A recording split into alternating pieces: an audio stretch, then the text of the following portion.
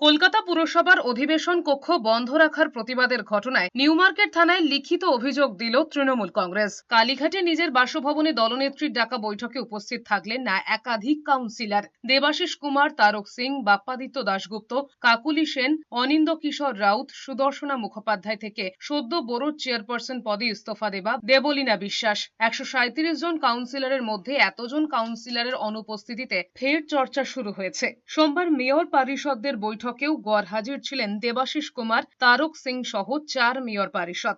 বুধবার বিধানসভায় ধর্ণা কর্মসূচিতে অনুপস্থিত ছিলেন 46 জন তৃণমূল বিধায়ক। এবার একই পরিস্থিতি কাউন্সিলরদের বৈঠকেও।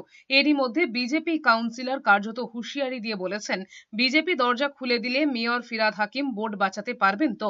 এই অবস্থায় মমতা বন্দ্যোপাধ্যায় বৈঠকে উপস্থিত কাউন্সিলরদের উদ্দেশ্যে বার্তা দিয়ে বলেছেন, কোনো পরিস্থিতিতে যেন কেউ পদত্যাগ না করেন। কারুর বিরুদ্ধে মামলা হলে দল আইনি লড়াইয়ে পাশে থাকবে। কলকাতা পুরসভার পরিস্থিতি নিয়ে এবার ধর্নায় বসার নির্দেশ দিয়েছেন তৃণমূল নেত্রী মমতা বন্দ্যোপাধ্যায়। মেয়র কমিশনের দ্বন্দ্বে শুক্রবার অধিবেশন কক্ষে তালা না খোলায় নজিরবিহীনভাবে কাউন্সিলর্স রুমে নির্ধারিত মাসিক অধিবেশন হয়। নিজের বাড়িতে ডাকা কাউন্সিলরদের বৈঠকে বিষয়টি নিয়ে ক্ষোভ উগরে দিয়েছেন মমতা বন্দ্যোপাধ্যায়। এই ঘটনাকে বেআইনি বলে উল্লেখ করেছেন তৃণমূল নেত্রী। তিনি বলেছেন, এভাবে কাউন্সিলরদের ঘরে ঢুকতে না দেওয়া সম্পূর্ণ বেআইনি। এর বিরুদ্ধে পথে নামার ডাক দিয়ে ডোরিনা ক্রসিং এ ধর্নার দিন ঠিক করার নির্দেশ দিয়েছেন। ওই ধর্নায় কাউন্সিলরদের উপস্থিত থাকতে হবে। তিনি আরো বলেছেন, এক্ষেত্রে পুলিশ অনুমতি না দিলে কিংবা মামলা করলে দলের আইনজীবীরা মামলা লড়বে।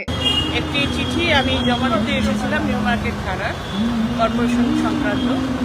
সেখানে প্রায় 50 মিনিট বসিয়ে রাখার পর চিঠিটি রিসিভ করতে হলো।